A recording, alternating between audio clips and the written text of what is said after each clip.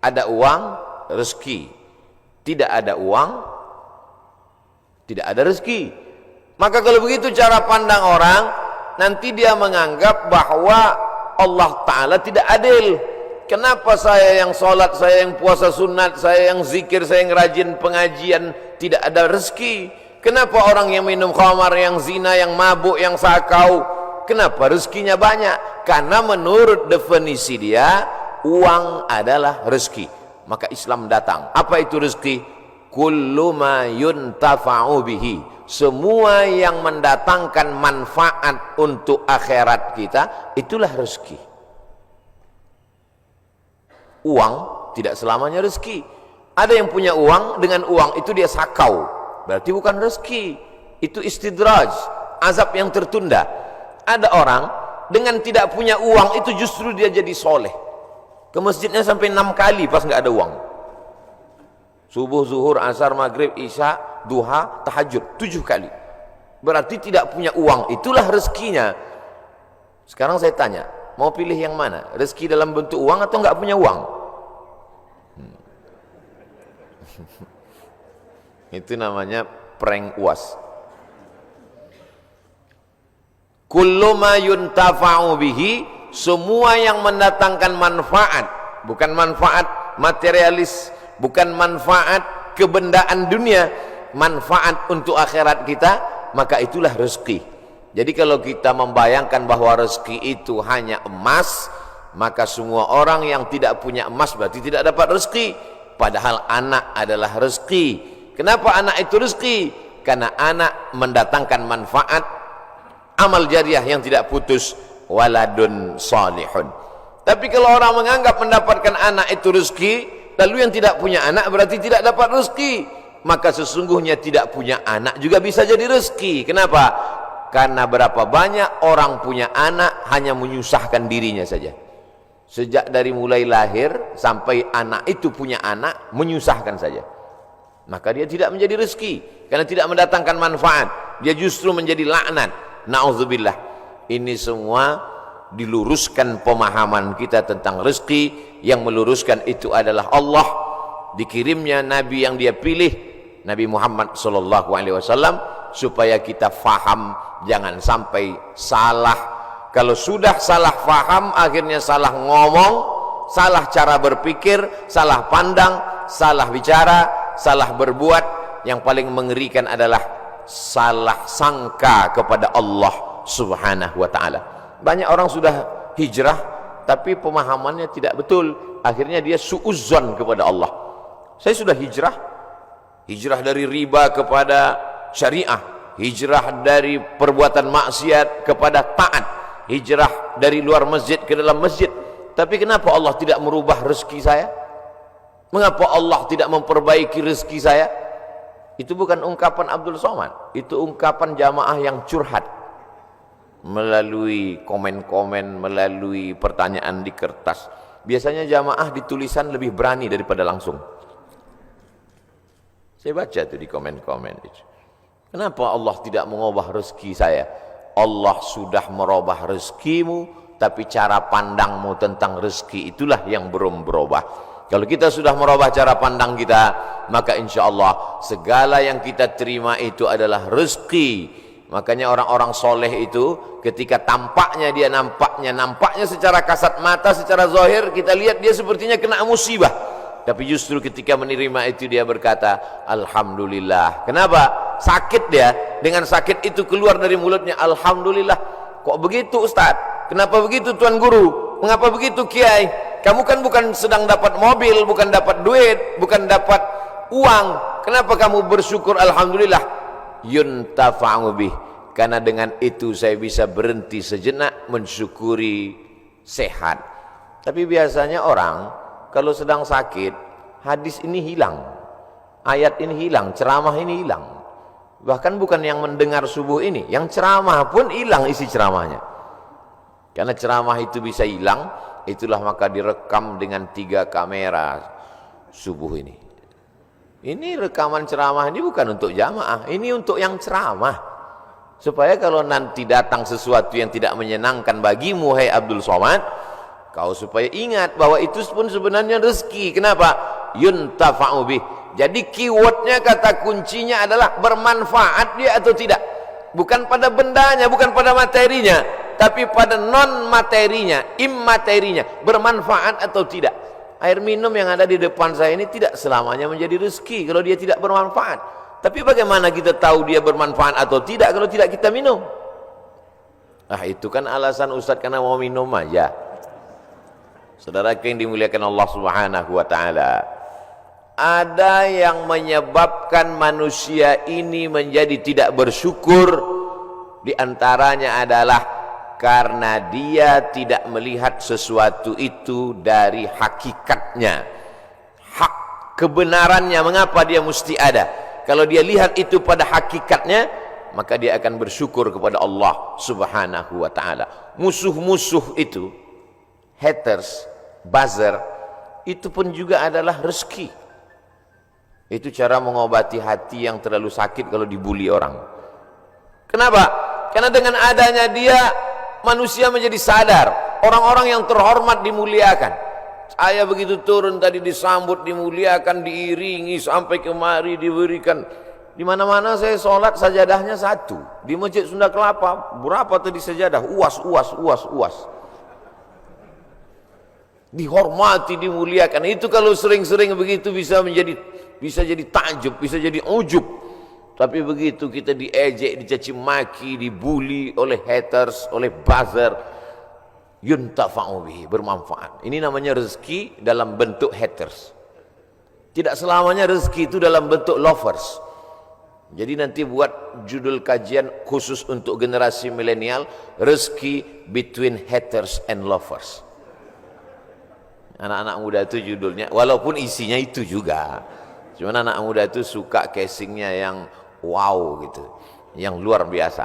Nah, yang pertama pembahasannya adalah mesti paham secara istilah, secara bahasa, apa itu rezeki.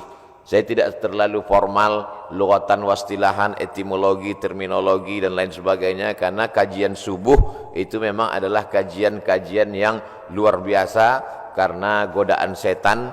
Tapi kalau ada jamaah yang tertidur, kita tidak juga bisa salahkan karena dia sedang dapat rezeki. Karena tidur itu juga rezeki. Karena kata kuncinya adalah ma yuntafa'u bihi, bermanfaat, maka tidur juga mendatangkan manfaat. Ini jawaban untuk jamaah yang suka tertidur kalau melihat wajah ustaz. Dia kena penyakit insomnia, tidak bisa tidur. Bolak-balik makan obat, tidak bisa tidur. Tapi begitu khotib naik mimbar, langsung tertidur. Itu juga merupakan manfaat. Kenapa? Karena dengan tidur itulah kita. Saya terus terang menahan makan bisa, menahan minum bisa. Tapi kalau tidak tidur, makanya saya selalu minta istirahat. Kalau saya ceramah di perjalanan panjang, tolong siapkan panitia agak sejam, saya tidur dulu. Karena kalau tidak tidur, nanti takut salah ngomong, salah bicara, salah pandang.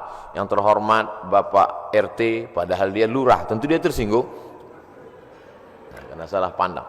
Nah, saudaraku yang dimuliakan Allah Subhanahu wa taala, pembahasan pertama adalah bagaimana kita mengerti hakikat sesuatu. Lalu kemudian yang kedua, barulah kita masuk bagaimana Allah Ta'ala menjamin rezeki. A'udzubillahi minasyaitonirrajim. Wa ma min dabbatin fil ardi illa 'ala Allahi rizquha. Semua yang melata di atas muka bumi Allah ini dijamin rezekinya. Semua yang melata, semua yang bergerak. Setelah diteliti oleh para ulama, dabbah artinya binatang, selalu diterjemahkan dabbah, dabbatul ardi, binatang yang berjalan di atas muka bumi ini dijamin Allah Ta'ala rezekinya. Kenapa disebutkan binatang? Kenapa tidak disebut wama min insanin, wama min nasin? Tidak ada manusia yang tidak dijamin rezekinya. Digunakan kata yang paling rendah, paling hina, paling kotor, binatang. Kalau binatang saja dijamin rezekinya, apalagi yang mulia. Karramna bani Adam ala katsirin minal khalqi wa faddalnahum tafdila. Di antara semua makhluk ini manusia yang paling mulia. Khalaqnal insana fi ahsani taqwim. Dari bentuk susunan fisiknya paling sempurna, dari bentuk keseimbangan antara akal dengan nafsunya juga sempurna. Ada yang satu ini nafsu aja, tak ada akal, binatang. Ada yang satu ini akal saja, tak ada nafsu, malaikat. Makanya kalau ada teman kita nafsu aja, tak ada akal, kita udah tahu dia sama geng mana. Maka paling sempurna bentuknya, keseimbangannya manusia. Tapi Allah tidak sebutkan manusialah yang kujamin rezekinya, tidak. Allah sebutkan yang paling hina. Kalau binatang yang kotor tidak berakal saja dijamin Allah rezekinya, apalagi manusia. Maka ada ungkapan pepatah orang Melayu, rezeki musang tidak akan dihabiskan harimau. Rezeki musang tak akan pindah ke mulut harimau. Secara fisik harimau lebih besar, secara fisik harimau lebih buas, lebih gagah, lebih tajam taringnya, raja hutan, raja rimba.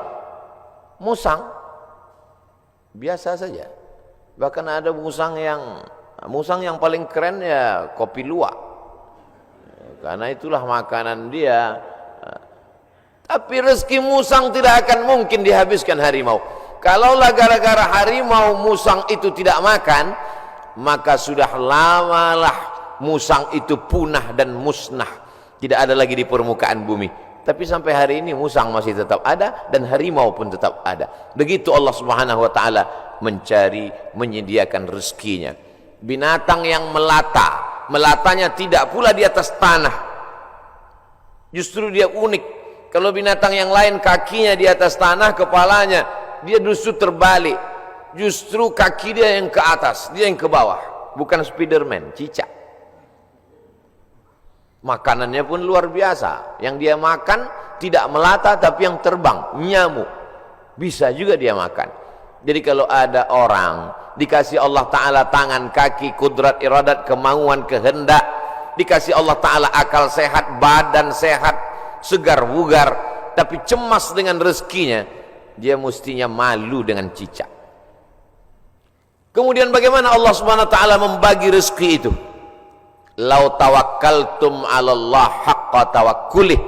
Kalau kamu bertawakal kepada Allah sebenar-benar tawakal, la razaqakum kama ruziqat thair. Kamu diberi Allah rezeki sebagaimana seekor burung mendapatkan rezeki. Bagaimana seekor burung mendapatkan rezeki? Taghdu khimasan wa taruhu bitanan. Terbang keluar sarang pada waktu pagi dalam keadaan perut kosong dan pulang dalam keadaan perut kenyang. Sampai hari ini belum ada burung yang tidak mau terbang karena khawatir dapat rezeki atau tidak. Burung merpati terbang tinggi, tahu dia di mana letak sarangnya dan pulang dia dalam keadaan perut kenyang. Padahal yang diberikan Allah kepada dia cuma dua, paruh dengan cakar kakinya. Dengan dua itu bisa dia makan. Uniknya burung-burung ini adalah makanannya berada di dalam air, dia di atas udara, lalu kemudian dia hanya sebentar saja memantau, masuk dia ke dalam dan bisa diangkat kembali. Kalau tidak percaya pada isi ceramah saya ini, sering-sering nonton film yang isinya binatang aja, tentang flora dan fauna, tentang hewan, tentang burung.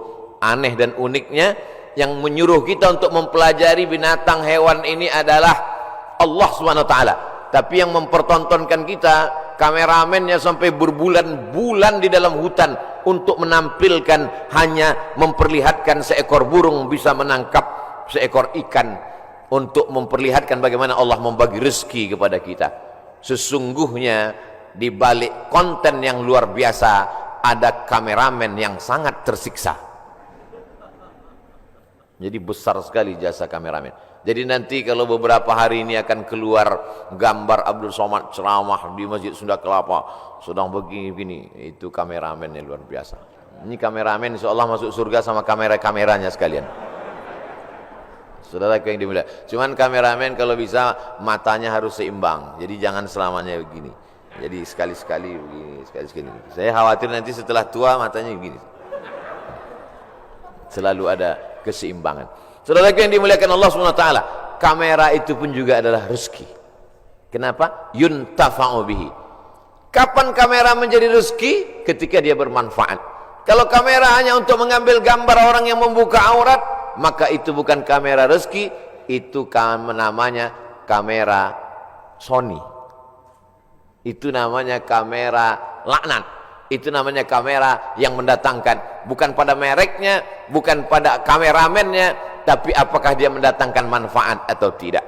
Begitu Allah SWT memberikan rezeki. Suatu ketika ada salah seorang dari wali-wali Allah, setelah mendengar ceramah Ustadz bagaimana perjalanan Ustadz berdakwah, bagaimana perjuangan Ustadz, saya menganggap Ustadz salah seorang dari wali-wali Allah, kata jamaah. Mendengar itu saya, ente kok tahu? Saya ini wali murid. Kaedah kewalian, la ya'riful wali illal wali. Yang tahu bahwa itu wali adalah wali juga. Jadi kalau ada orang mengatakan, menurut saya Kiai Anu itu wali, berarti dia wali. Lalu siapa yang tahu bahwa dia wali? Kamu mengatakan Kiai itu wali? Iya. Terus yang ngangkat kamu jadi wali siapa? Saya sendiri, kata dia. Ini namanya buceri, bule ngecat rambut sendiri. Karena dia klaim saja ada seorang wali Allah. Seorang wali Allah ini berjalan, dalam perjalanan panjangnya dia melihat ada seorang wali Allah juga yang duduk di gurun pasir hanya berzikir.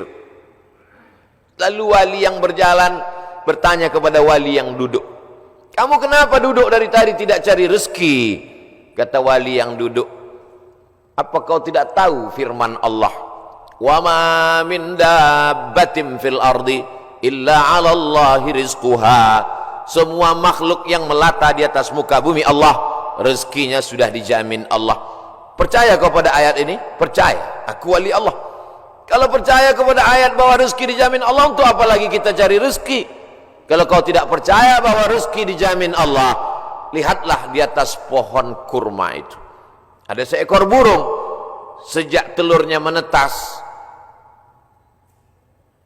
sayapnya patah, dia tidak bisa terbang, tapi dia tetap menjadi burung yang besar di atas pohon kurma. Kenapa? Kita lihat nanti.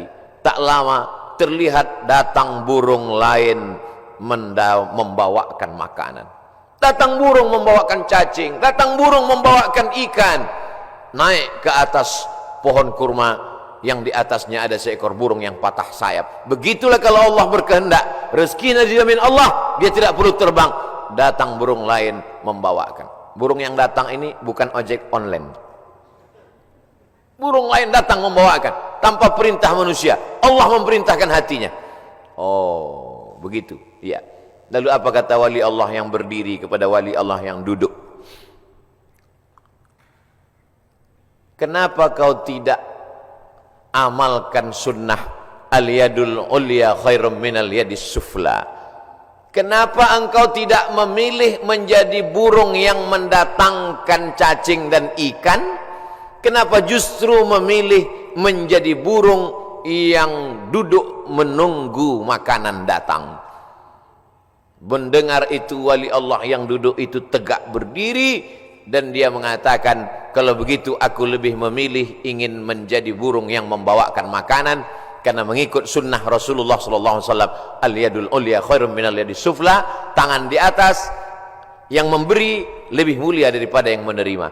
Artinya apa?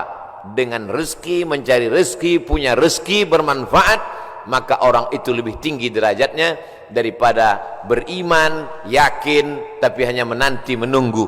Makanya dalam Islam diajarkan al-mu'minul qawiyyu, seorang mukmin yang kuat. Kuat fisiknya, kuat otaknya, kuat ilmunya, kuat finansialnya, kuat duitnya. Khairun, dia lebih baik di hadapan Allah. Wa ahabbu ilallah, lebih dicintai Allah minal mu'minid dha'if, daripada mukmin yang lemah. Wali Allah kalau menerima hadis mudah dia menerima. Ini contohnya. Wali Allah begitu menerima hadis langsung dia terima. Dia langsung tegak berdiri. Jadi kalau ada hari ini orang yang diyakini sebagai wali Allah tapi bertentangan dengan sunnah-sunnah Rasulullah, maka sesungguhnya bukan wali Allah. Jadi wali apa? Wali setan.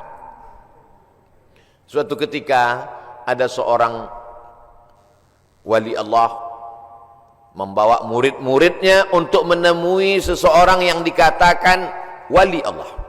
Diceritakan dalam kitab Ar-Risalah Al-Qushairiyah, Imam Abul Qasim Al-Qushairi. Murid-murid, kita mau ketemu dengan seorang wali Allah. Di mana Tuan Guru? Di masjid. Dia tidak pernah keluar masjid, dia dalam masjid. Ya, sampai di dalam masjid bertemu dengan wali Allah, bersalaman. Tiba-tiba orang yang dikatakan wali Allah itu, maaf, meludah dalam masjid. Lalu kemudian saat itu juga sang guru berkata, mari kita tinggalkan orang ini bukan wali Allah. Kenapa Tuan Guru? Dia banyak karamahnya, dia mulia. Karena dia meludah dalam masjid. Perbuatannya bertentangan dengan syariat, bertentangan dengan sunnah Rasulullah SAW. Karena bumi yang paling mulia adalah masjid, meludah dalam masjid adalah menghinakan masjid, maka perbuatannya sudah menjatuhkan kedudukan dirinya di hadapan Allah karena bertentangan dengan sunnah Rasulullah SAW. Jadi mudah saja standar hidup ini, ikuti saja sesuai dengan ketentuan yang dibawa oleh syariat Nabi Muhammad SAW, termasuk dalam hal mencari rezeki ini.